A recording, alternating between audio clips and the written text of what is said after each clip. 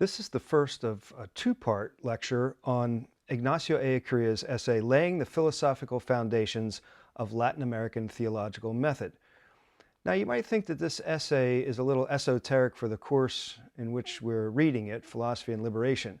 But in fact, there's a very important segment of this essay that we don't want to miss. So what I'll do in the first part of this essay is to lay out the basics of what this essay is about and what Ignacio Ellacuria is trying to do in this essay. And then in the sequel, we'll see the relevance of the discussion here for our larger questions of the relationship between philosophy and liberation. The essay pertains in part to the idea of hermeneutics. Hermeneutics is the study of interpretation. The name comes from the Greek god Hermes, who was the messenger of the gods.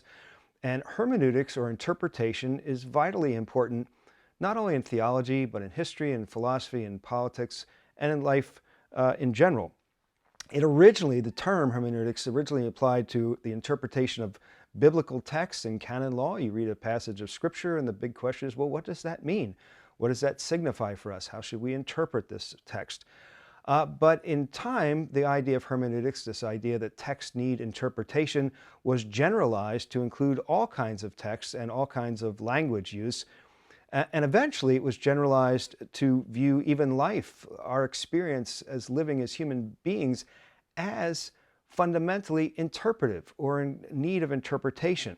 So there's a strong relationship to existential phenomenology. Those are two terms that we I've run across earlier in the course. Phenomenology is a way of doing philosophy that pays attention to the way things appear, to the way we experience them. And existential refers to the specific type of being, the specific type of reality that pertains to us human beings, particularly the type of being that has the capacity to step back from its being and take a stance towards that, literally existential. Follow up, the key points of hermeneutics for us is first the historicity of understanding. Understanding is only possible in a context. Understanding cannot take place in a vacuum. You have to understand in terms of or against a horizon of meaning and context. A metaphor that I could give you for this is if we were in the classroom and we were projecting this video up against the screen. If I was shining from the overhead projector onto the screen, but I removed the screen and I removed the wall behind it, and I just shined the light out into the atmosphere, if we were looking in the direction where the screen would have been, but there's no screen and there's no wall and there's nothing for that light to hit, we would see nothing. We would see absolutely nothing.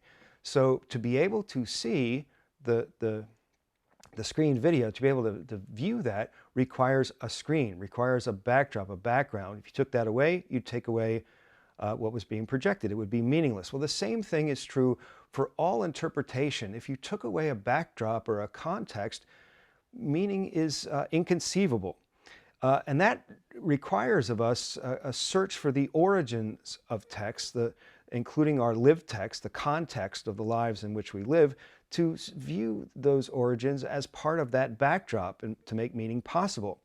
So that means that history for us is not some antiquarian activity, something you do because we have a passing interest in things that happened in the past and they're over with now. History is a history for the sake of the present. We study history not to know what happened as such, but to know how what happened impacts what's happening now. It seeks the possibility of meaning in texts and contexts for our current situation. Now, you have to also recognize, and this is very important, the idea of a hermeneutic circle or an interpretive circle. The individual, you or me or the community or the society of practice, the part interprets the text, the whole, the context. But the text or the context, the whole, also interprets and helps configure the part. It's not like either one of them is set or stable, the part or the whole. The part helps to make up the whole helps to configure the part. And we'll say more about how that works in terms of gestalt, a term that we'll discuss later on. There's the question of whether this is a kind of a vicious circle. Well, if I need the context to interpret my situation, but my situation is always inevitably contributing to the context, and it's all kind of a moving target, can I understand anything at all? Well, you really have to flip the question upside down. If it weren't like that, could you understand anything at all? And again, it's like my metaphor of shining a film out into the atmosphere. Without some kind of context, there would be no kind of meaning. Now, what's the lesson? If the context were to shift, so would the individual meaning. And if the individual practices and choices in the light of that context begin to change, so will the context, so will the horizon against which things make meaning. Now, okay, that's a background for the main concern of Ellacuria in this essay.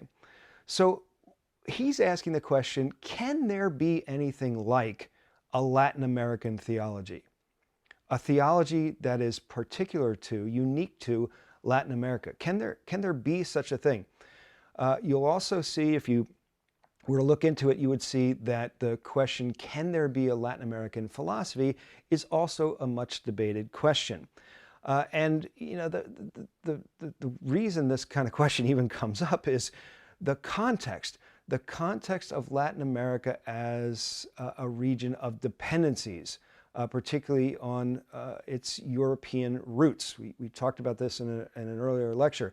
If there's to be liberation from that dependency, then the we of Latin America, not me, but the we of Latin America would have to think differently. We would have to think in ways that are different from the ways that the powers that be have taught us to think. Well, how do we do that? How is that possible? How do we think on our own, so to speak? If there's to be a Latin American philosophy, how come there's so many references in Latin American theology and liberation theology and Latin American philosophy of liberation? How come there's so many references to European philosophy, theology, and its methods? How do we get unstuck from that? What's the proper relationship? That's what Ellacuria is asking here. He's trying to, if you want to take it back to our metaphor of the cave, he's trying to think, well, okay, we're taught to think along in the shadow way of looking at things, but how do we look at it differently? Is there any way to come at it from a different angle? And he says, look, you have to think about the difference between method as such and the various methods that people come up with, and try to start your approach to finding your own voice theologically and philosophically by recognizing the difference there. Method is just kind of a fundamental, not mere, but it's a fundamental orientation in your work. And method can develop through the critical integration of diverse methods. So we're looking for a method, a fundamental orientation of our work. But in order to do that, we can't do it in a vacuum. We already have certain debates that we're implicated in. We have certain practices that we're involved with. We are not starting from scratch. We can't get a pure do-over. That would be utopian. Literally no place. There's no place to stand like that. So what Ellacuria is going to argue for, and do so as well later on, is that you have to look at the methods, the concrete particular methods, including those that come from our European Western tradition, and take from them and integrate them into something that would be your own. You can't start from scratch. And he says that, not just any old methods will work. Some of the methods, some of those concrete ways of looking at things have to be rejected. You have to find ones that will work for the current situation. You must consider and include methods. Otherwise, like I said, you're trying to either reinvent the wheel or simply just give up and say, oh well, if that's thinking and thinking is oppressive, then I don't want to be involved with that. There's a writer and thinker, Harold Bloom, who capitalized on this phrase, the anxiety of influence. I'll give you an example. If you're an artist, if you're a painter, and you do your best work and you show it to me, and I look at it and I say, wow, that's fantastic. That's exactly like a Van Gogh. I don't think you would feel like I've given you the compliment you were looking for.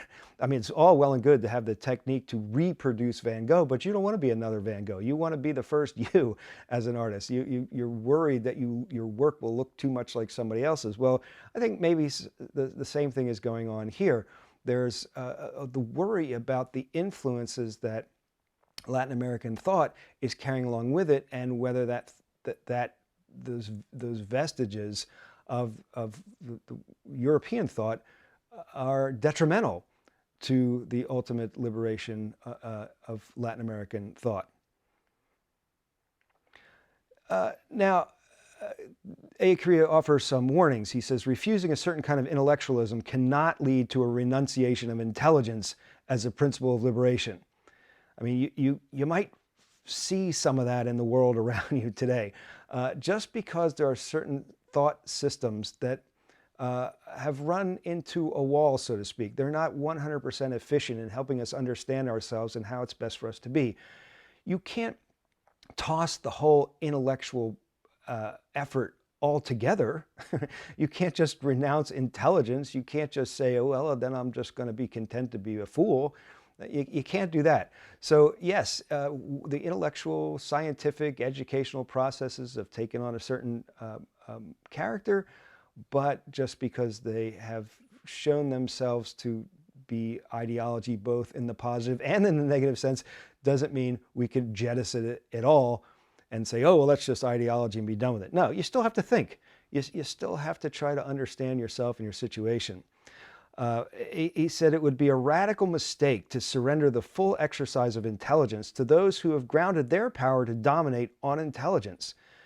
And we saw some examples of this when we talked about Bartolomé de las Casas, the Europeans who felt the need to oppress the indigenous people of Latin America because of their lack of intellectualism.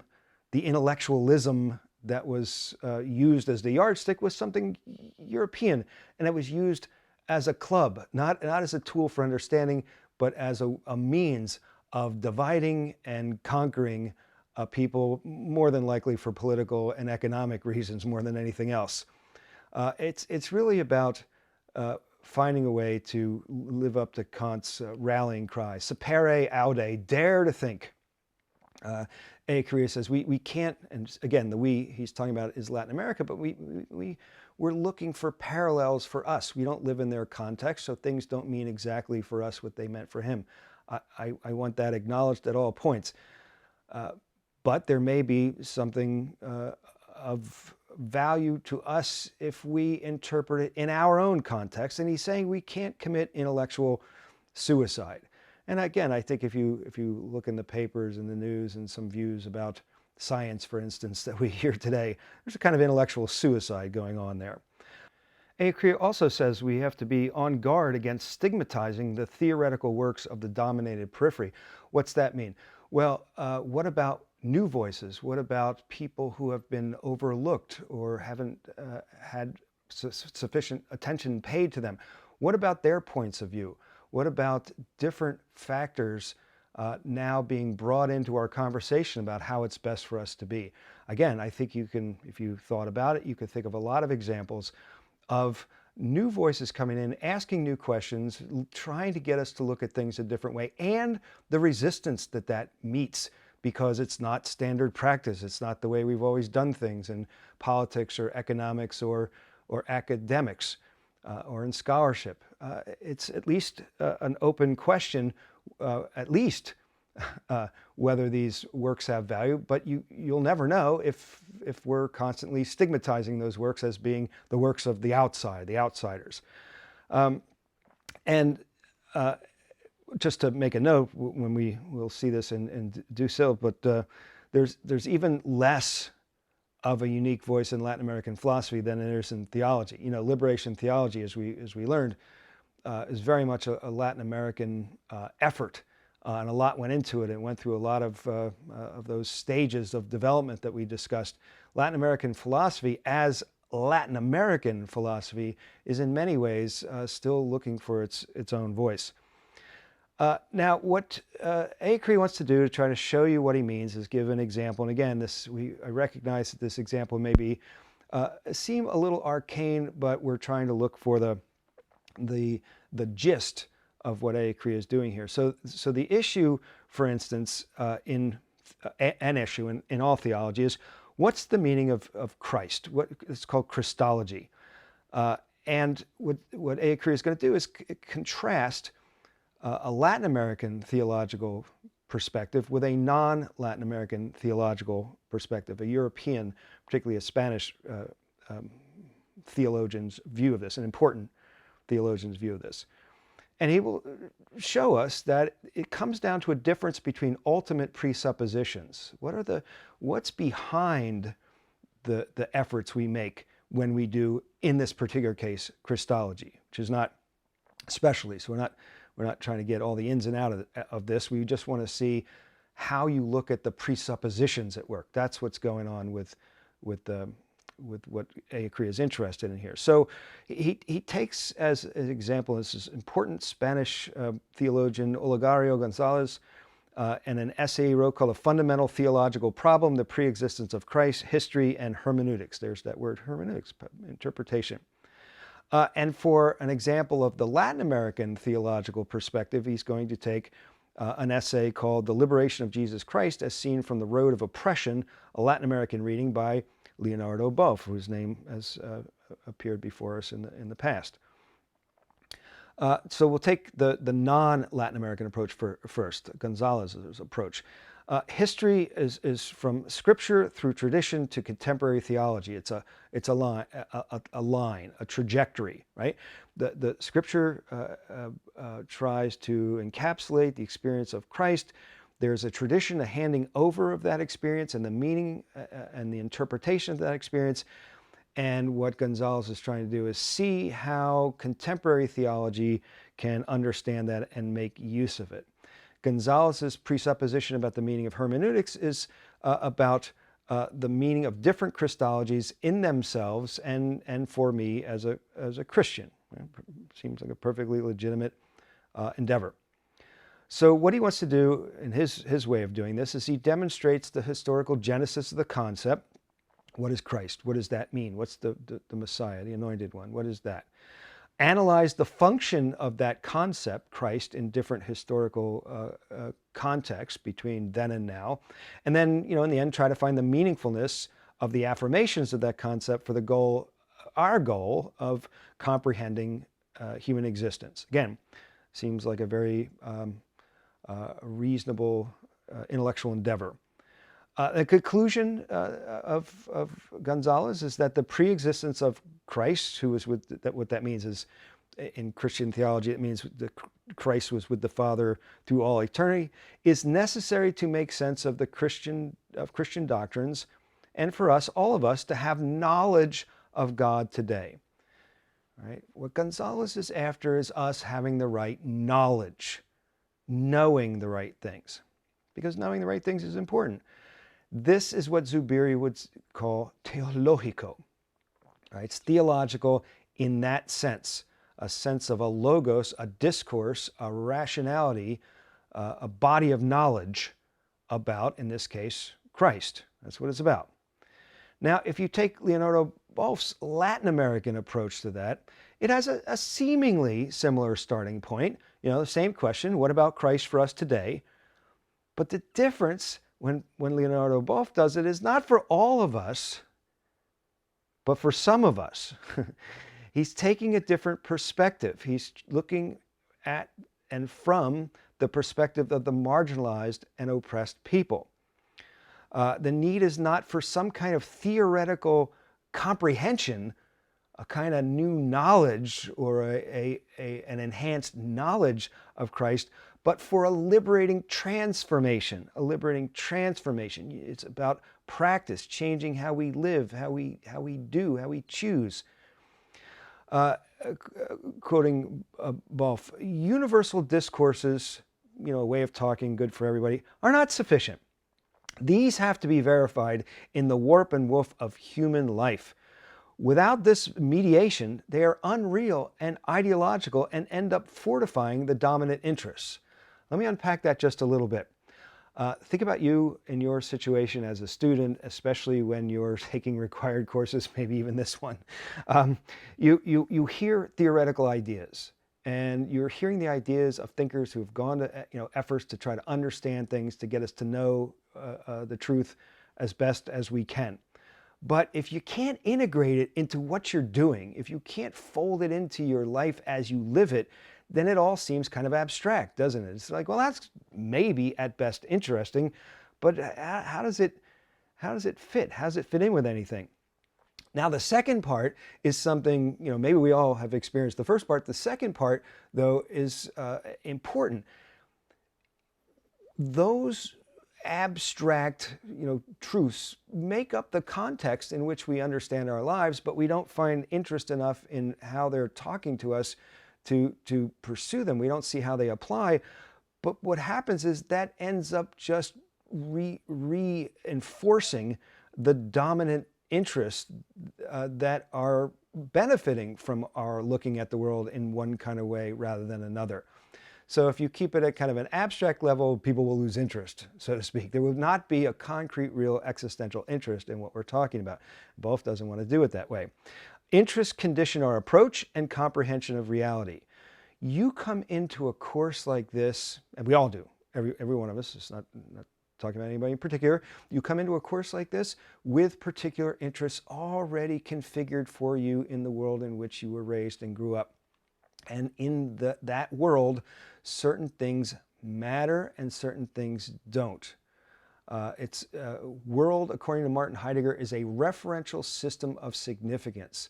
World is not just a big collection of items. World is an interrelated set of meanings, like the world of sports or the business world. It's not objects, it's a world of concerns. It's a world of interests, including like the academic world. It's not just computers and overhead projectors. It's a world of concern. And you have certain concerns that count certain things as mattering and reject other things, and maybe even don't even notice other things because they don't matter in that world. So our interests are part of that context in which we find meaning.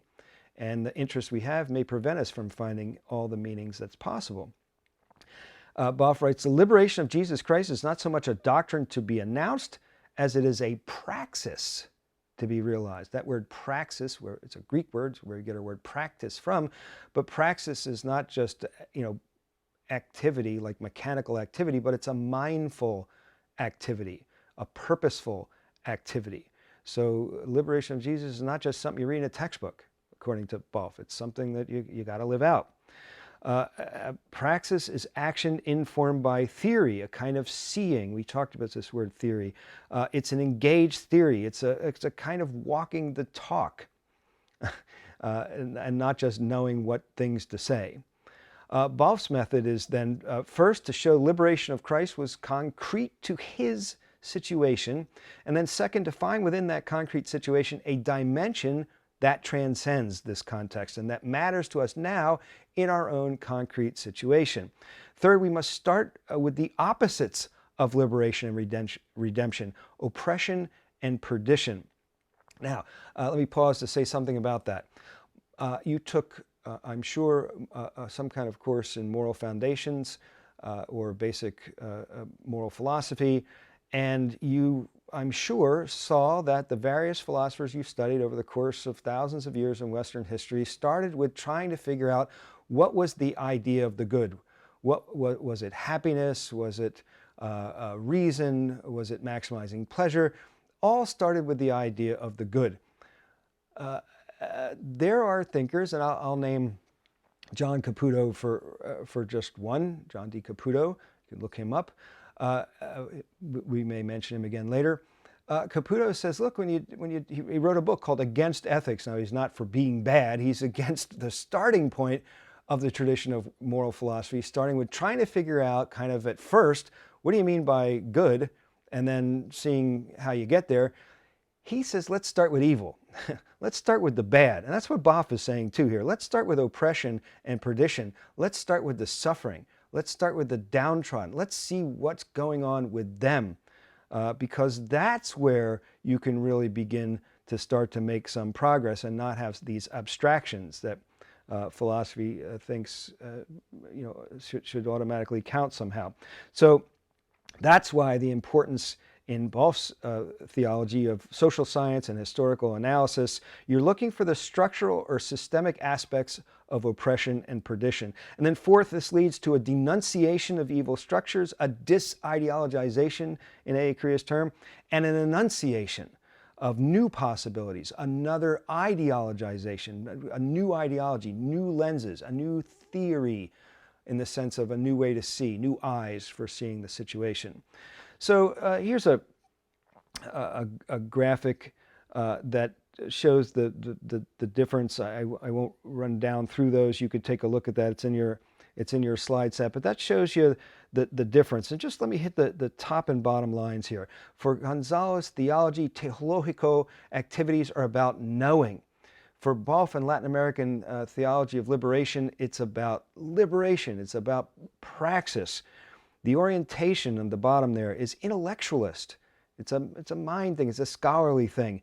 For Balf, it's a realist, materialist activity. And there you can hear a lot in common with Zubiri's metaphysics of reality.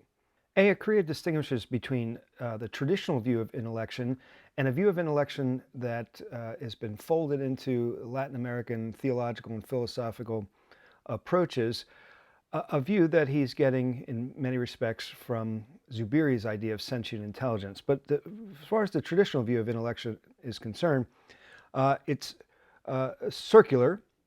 We understand from something. It's primarily a comprehension of meaning. It's about meaning. And there is a background continuity of meaning out of which world and horizon are yielded. That's what we were talking about before. Horizon, to quote the philosopher Emmerich Korth, a totality that is co-comprehended unthematically, or rather is pre-understood, a totality which, conditioning it and determining it, enters into knowledge, perception, or intellection of a singular content, which is disclosed from within this totality in a specific way. Okay, that's a mouthful, isn't it? What you need to remember out of that is that, again, our understanding of intellection on the traditional view is about developing a grasp of meaning. It's about meaning. And there's a background that yields meaning, and this background has a sort of, provides us a sort of continuity out of meaning, which give us our context, give us our horizon, give us that screen against which we can project our interpretations and develop our meaning. And what we're after on this traditional view is something interpretive. So we're interpreting something. Ellacuria's view of intellection is different from that. It's not saying that the traditional view is wrong per se, but it's an interpretation of what's going on in human intellection. But there might be another way of looking at it. For Ellacuria, and he's getting this right from Zubiri, human intelligence is sentient, it's biological, it's embodied. It's not something that's floating in and above our embodied being, but it is our embodied being, sentient in a way, in our way, as we talked about. He writes, this total physical reality of the human is the primary reality, whence the human apprehends intelligently, knows, and understands. The primary what-for of intelligence is life, to have it and to have it more abundantly, which is a very biblical way of understanding intelligence. It's about living a certain kind of way. It's not about just knowing. Nothing wrong with knowing. Knowing is very important. But it has a kind of a disembodied view on the traditional approach, where Ellacuria's and Zubiri's, following Zubiri, is an embodied view. Human intelligence is about apprehending reality and engaging in it. It's not primarily about comprehending meaning. It's about confronting oneself and the world, that polemos that Ellacuria talked about in What is the Point of Philosophy, that battle against a struggle against yourself and the powers that be. It's about respectivity in that sense that who we are and what the context is are interoperating at all times. It's about praxis. It's about embodied theory. It's about thought in action, not just some abstracted intellectual activity that's out of the rough and tumble of everyday life. There are dynamics of engagement or confrontation with reality, and this is something that I really hope that you will focus on. So pay good attention to that. Ellacuria wants to say there are three interrelated dimensions of our confrontation with reality, which is the fundamental import of intellection, of being engaged with reality. First, he says in Spanish, el hacerse cargo de la realidad, realizing the weight of reality. And then he says, el cargar con la realidad, shouldering the weight of reality. And then he says the third dimension is el encajarse de la realidad, taking charge of the weight of reality. Please forgive my poor pronunciation, but I wanted you to see the Spanish. Realizing the weight of reality, shouldering the weight of reality, and taking charge of the weight of reality. So there's some wordplay going on in the Spanish. And I'm getting an analysis of this from the book, The Ground Beneath the Cross, as was mentioned earlier. Cargo in Spanish would be a physical, like in English, cargo, a physical load, a duty, a burden, a charge, or an accusation. What are the charges against me? Hacerse cargo means to take charge of, or to see about, or to become acquainted with, or to understand, or to realize, or to perceive. In other words, to notice. And cargar con, to pick up, or to carry or take away, to shoulder, to take upon oneself, to assume, to take on, to bear a burden, to take on a responsibility, or to stand accused by something. When you say, hey, that one's on me, that's cargar con. That's to assume responsibility, to stand accused by the situation. And encargarse de, to take charge of, to look after, to see about, to attend to take over, to actually transform, or also to entrust to oneself, or to put under the care of oneself, to be responsible for. So these three dimensions are about noticing something, to stand accused by something, and then to take on responsibility for it, and to do something about that, to care about it.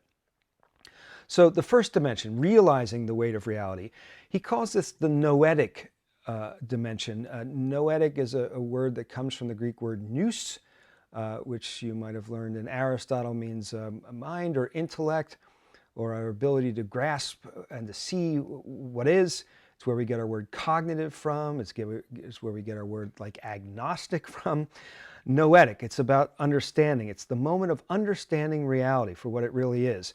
It's about being with real things, being really with things, and not just the idea of things.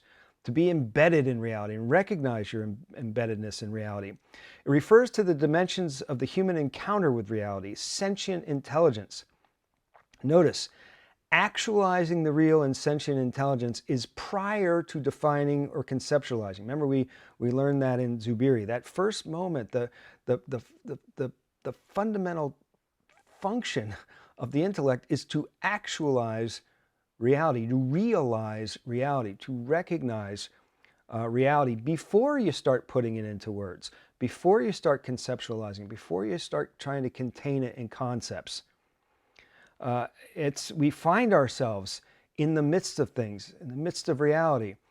And you say, well, of course, obviously. Well, maybe not so obviously, because so many of us, so much of the time, and we don't even realize we're doing it, is we are ignoring the reality of things. We often do, about ourselves and about the world around us. It's about situating ourselves in the world. It's a willingness to be confronted by real reality. It's about risk. It's about taking the risk of being real with reality. And that requires what? A kind of vulnerability, not being naive about things. You have to be astute, but you have to be vulnerable, open to being transformed or changed. It requires, Ellacuria says, receptivity, which again should not be confused with passivity, where you're just allowing things to happen to you without any kind of response or responsibility, but a receptivity to what's really real, the things that are in their own right, whether we've noticed them before or not. And it's the hermeneutical moment. As we said, the individual interprets the whole or the text, and the text, the context, the horizon interprets and configures our individual selves. And it's a matter of recognizing the reality of that inner relationship that's inescapable. Shouldering the weight of reality is the ethical dimension. We talked about the noetic dimension of our encounter or engagement with reality. There's an ethical dimension as well, where we shoulder the weight of reality. It indicates the ethical character of intelligence. Right? Intelligence is not just a watcher. It's not just a witness. Right? It's not just recognizing things for what they are, but accepting them and being able to respond to what they are, to be able to respond to what the situation or the context demands of us.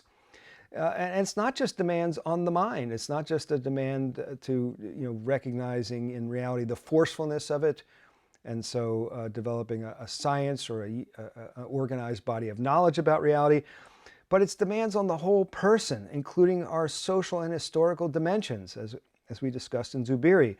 It requires an opting for place, a choosing of a context. A lugar teológico requires finding the lugar teofánico, right? The theological place to stand is the place, lugar, the place where God appears, the theophany, where God appears, as it's put in Ground Beneath the Cross. Theological reflection and social historical location of the theologian exist in circular relation to one another. Again, if you're standing in a different place, you're doing different theology, you're doing different philosophy, you're seeing things from a different perspective. What one knows and who one is are mutually determining. Hermeneutics then is ethical. To quote Ground Beneath the Cross again, hermeneutics must do more than analyze texts and traditions. It must engage in a critical social historical analysis which pinpoints the social origins and destinations of the forces behind the production of various texts and contexts and traditions, along with those at work in the processes of interpreting those texts and traditions. We're always in the midst of a way of interpreting. We're born into them, we have them thrust upon us, so to speak, but we also need to own them. We also need to be able to recognize them and to recognize and be open and receptive to other possible texts and contexts for interpretation. So what is the best place for theology? I mean, where ought you to stand if you want to be in the place of theophany, where God shows up? Ground Beneath the Cross puts it this way: that particular historically real location most capable of manifesting God's revelation and call to the conversion, the ethical dimension, the place most likely to inspire a living faith in Jesus and a corresponding praxis of discipleship, the praxis-oriented dimension, number 3, which we'll talk about, and the place most apt to stimulate a lively, authentic theological understanding of faith, the noetic dimension. That's the place that's going to give us all of what we need in the 3 dimensions of our confrontation with reality. And where is that? The preferential option for the poor, the touchstone of all Latin American liberation theology. And for Ellacuria, that's Latin America, and specifically for Ellacuria, it's El Salvador, the place of the victims of oppression and violence, the poor majority, the crucified ones, the little ones, the meon, the non-beings. That's the place. Stand with them, and then you'll see where God is. The 3rd dimension of our confrontation of reality is the taking charge of the weight of reality. This is, as I just alluded to, the praxis-oriented dimension. We had the noetic, the understanding and interpretive moment, the ethical call of conscience to be with the real, and now to do something about it, the praxis-oriented dimension. Praxis, according to Ellacuria, is, I'm quoting from Ground Beneath the Cross, the totality of the social process as transformer of both natural and historical reality. The creation of capacities, there's that word from Zubiri, not just abstract potencies, but real capacities and appropriation of possibilities into the dynamic course of history. It's doing things and making things able to be done, providing the capacity for flourishing, for being the best we can be. It embraces all form of human activity, the speculative, the social, the aesthetic, the religious, the technical. There's a dynamism of human reality that we must do something. We're impelled by the ground of reality, by the very confrontation with our own reality. Zubiri says we're impelled to make our I and make our social collective together. We must realize something. Again, that's not just realizing in the sense of it dawned on me, hey, I realized I'm late for a meeting. No, it's to make real. The process of bringing into reality, of bringing into being, must make reality. There's a form of what the Greeks call poiesis here. It's where we get our word poetry from, but it means a making of something, making reality, not just finding it, making it. To opt for the place of the crucified ones is to engage, remember, and work to undo the damage. A note here, this is anti-idealist, right? The intellect does not need to break free from action in order to know. You don't go sit on the mountaintop and contemplate in order to know something. According to Ellacuria, that would be a mistake. That's a way of not knowing. Only in doing can we really know. If there's an important takeaway from this lesson, this may be the most important one. Only in doing can we really know. By not doing, we can sit back and think we know, but only in the doing can real, genuine knowledge of reality come about. So it's not just credo ut intelligam, which is I believe in order to understand or to know, which is what St. Anselm and St. Augustine would say. And look, that's said with a certain amount of reason. It may well be the case, as the medieval thinkers argued, that the ancients recognized that on our own power, human reason can come up to the fact that there ought to be fundamental principles, even something like God. Human reason can tell you that there must be something like God and fundamental principles, but only revelation can fill in all those blanks. So when Anselm and Augustine says, I believe in order to understand, that's in order to get the whole picture. It's going to take faith in order for me to get the whole package. That's their view. But there's more to it than that. It's in the doing and the living that out. Now, it brings us to the idea of historicization. Historicization of nature. We do this all the time. It's a dynamic by which nature becomes part of history. And well, how's that happen? How do you do that? Human labor. The historicizing of nature just means human labor applied to the natural world to bring the natural world into the purview and life and activity and engagement of human beings. We bring in the history. If there were no humans, there would be no history. Doesn't mean time wouldn't tick on, or the earth wouldn't spin, or trees wouldn't grow out of the ground, but history is hermeneutics. History is interpretation. And history and interpretation and hermeneutics are all about meaning. Nature would have no meaning outside of historicization, human beings appropriating nature via labor. But there also is a process, Ellacuria says, a historicization of concepts, which, again, quoting Ground Beneath the Cross, investigates, validates, invalidates, unmasks, or otherwise clarifies how closely concepts used to describe historical realities actually correspond to those realities. Right? It's a process of disideologization. Right? That's a story again. Ideology is inescapable. We need ideas, we need lenses to be able to understand ourselves and our world. We need ideology. But ideology, which is meant to help us see clearly, can often be used as an obstacle to us thinking and seeing clearly. And so when that's the case, those ideologies have to be unmasked, they have to be broken up, broken down, shown in their context, show that they benefit some people rather than others, and a process of re-ideologization has to happen. We need to forge new lenses for viewing reality as close to being real as it can be. All knowing then is interested knowing. We sometimes say that the modern science tries to take a dispassionate and disinterested view of things. And thinkers like Ellacuria, Enrique Dussel, would argue that that is an impossibility, that all knowing, all contextualizations, all historicizations, all formations of ideologies, all systems of thought are serving some interest. There are always interests. There's no such thing as disinterested knowing. That right there is an ideology that may prevent us from seeing how knowledge really works. There's no absolute objectivity.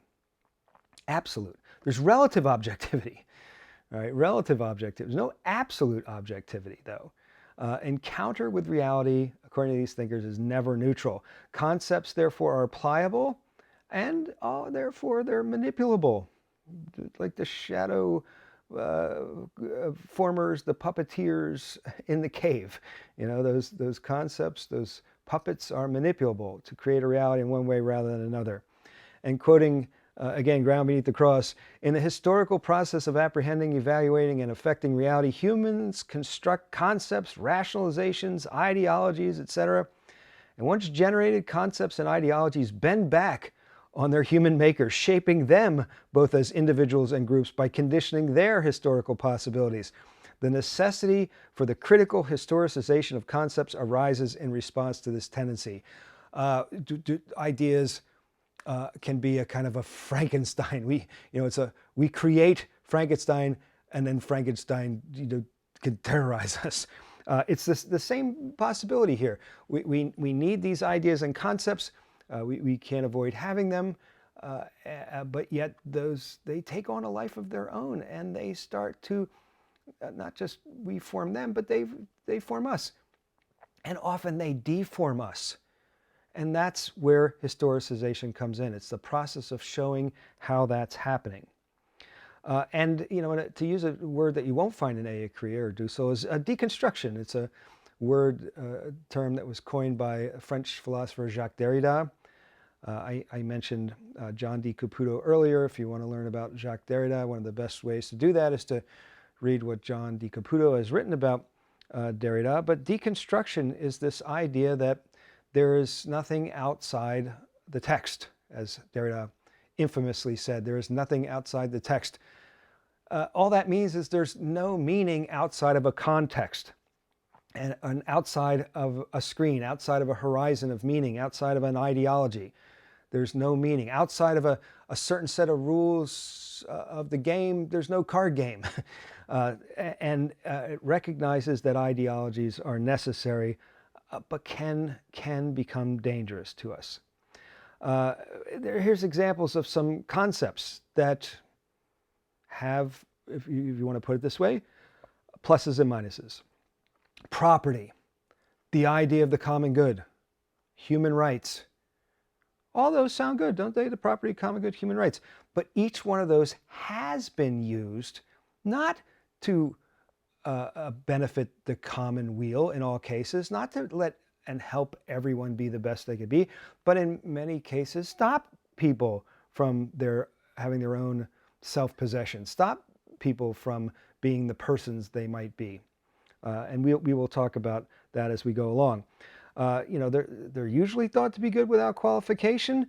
However, we often lack an adequate account of the development and application of these concepts, and thus fail to note how they are employed to bring about results in stark contradiction to what they proclaim, as you'll find discussed in more detail again in Ground Beneath the Cross. Okay, that's the first part of this essay. Let's take a break and we'll pick up the final part next time.